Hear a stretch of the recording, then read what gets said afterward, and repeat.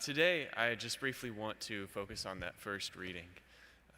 And I'm guessing that most of you are at least a little familiar with it, but I would invite you to pause today and reflect on just how important this concept of children of God is.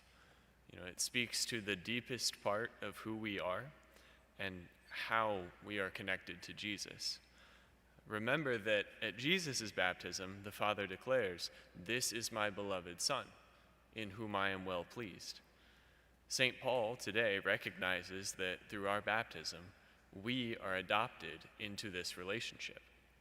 We become sons and daughters of God, in whom he is pleased. I have seen firsthand how just hearing those words can completely transform someone's life.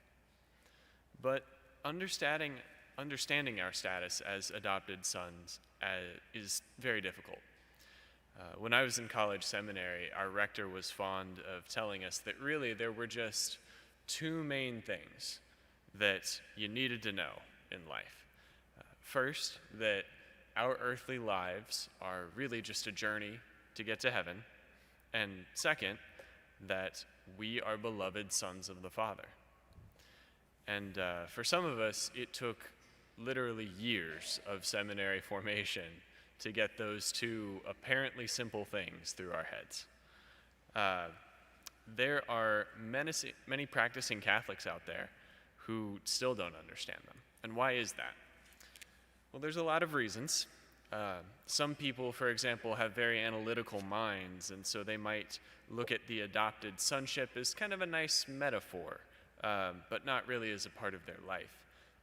Others might stretch the meaning of children of God to kind of promote their own agendas or theological opinions, make it mean what they want it to mean. However, another very common reason is that people have toxic or abusive relationships with their own parents, their own earthly parents. And so imagining God as a loving father is very difficult to do. The idea doesn't even make sense if you don't know what a human father's love is like. It becomes almost impossible to understand God as a loving father. For those of you here who are involved in some sort of evangelization or ministry, I would really invite you to keep that in mind as you encounter new people and try to help them grow in the faith. Some individuals are just not going to be receptive to the gospel, probably because of wounds from their past or lies that they've internalized. Often they just can't imagine what it really is like to be a beloved son or daughter of God. We cannot force these people to heal. That's certainly not our place. But what we can do is patiently accompany and just love them. In this way, not so much through our words as through our actions and through our consistency, we can give them an idea of what the love of God is really all about. We can give them an earthly relationship that really does mirror the love of the Father for his children, so that in time, those individuals will be able to see that they too are beloved sons and daughters. However, as Father Michael has probably told you before, you cannot give what you do not have.